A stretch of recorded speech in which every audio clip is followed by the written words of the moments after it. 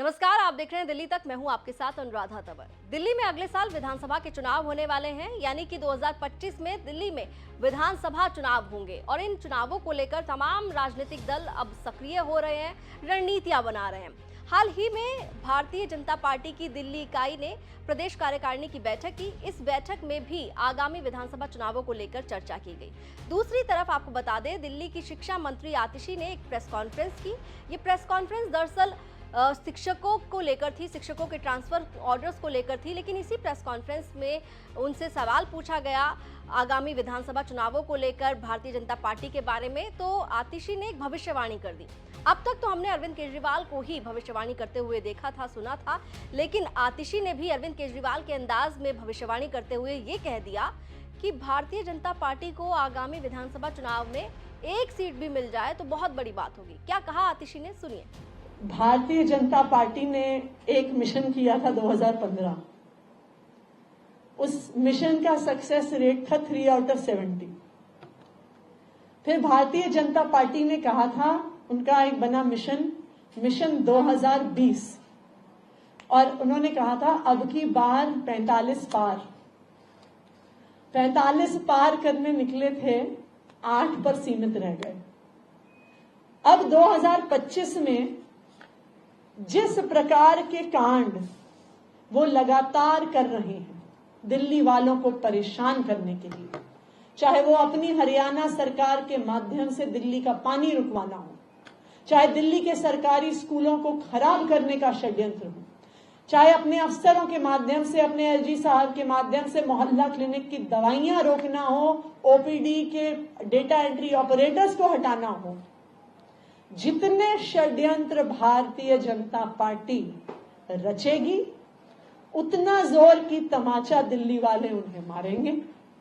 मैं आपको आज पूरे कॉन्फिडेंस से बता रही हूं कि अगर भारतीय जनता पार्टी की एक सीट भी 2025 में आ गई तो उनके लिए बहुत बड़ी बात। तो आतिशी का बयान आपने सुना। उन्होंने कहा कि बीजेपी को अगर एक सीट भी मिल जाए दिल्ली विधानसभा चुनावों में तो बहुत बड़ी बात होगी। आप देखिए कि दिल्ली में भारतीय जनता पार्टी जो है वो काफी जोश में है, और उसके जोश में होने के रीजन भी हैं, क्योंकि भारतीय जनता पार्टी ने लोकसभा चुनाव में एक बार फिर से जीत हासिल की है। सातों की सातों सीटें भारतीय जनता पार्टी ने जीती हैं और ये जीत की हैट्रिक है बीजेपी की लोकसभा चुनावों में। वहीं अगर हम आम आदमी पार्टी की बात करें तो आम आदमी पार्टी भी दिल्ली में लगातार सरकार में नजर आ रही है। 2015 में दिल्ली में आम आदमी पार्टी ने 70 में से 67 सीटें जीती थी। 2020 में आम आदमी पार्टी ने 70 में से 62 सीटें जीती थी। और अगर वहीं भारतीय जनता पार्टी की बात करें तो बीजेपी को 2015 में 3 सीटें मिली थी और 2020 में 8 सीटें मिली। भारतीय जनता पार्टी एक लंबे समय से दिल्ली की सरकार से बहुत कोसों दूर है।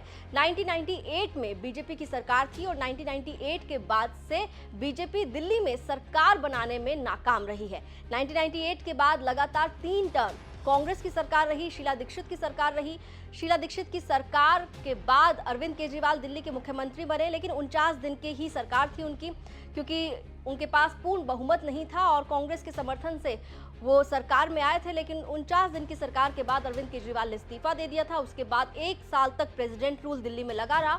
उसके बाद 2015 में चुनाव हुए तो आम आदमी पार्टी ने लैंडस्लाइड विक्ट्री हासिल की, एक तरफा जीत हासिल की, ऐतिहासिक जीत हासिल की और दिल्ली के मुख्यमंत्री अरविंद केजरीवाल बने। और तब से लगातार आम आदमी पार्टी की सत्ता दिल्ली में काबिज है। वहीं भारतीय जनता पार्टी को एक लंबा वक्त हो चुका है दिल्ली की सरकार से बाहर रहते हुए, और इस बार बीजेपी की कोशिश है कि दिल्ली विधानसभा चुनाव में वो जीत हासिल करे। लगातार लोकसभा चुनाव में बीजेपी जो है वो जीत दर्ज कर रही है, लेकिन विधानसभा से दूरी अभी भी बनी हुई है। क्या इस बार के विधानसभा चुनाव में बीजेपी कोई कमाल दिखा पाएगी? बीजेपी क्या दिल्ली में कमल खिला पाएगी?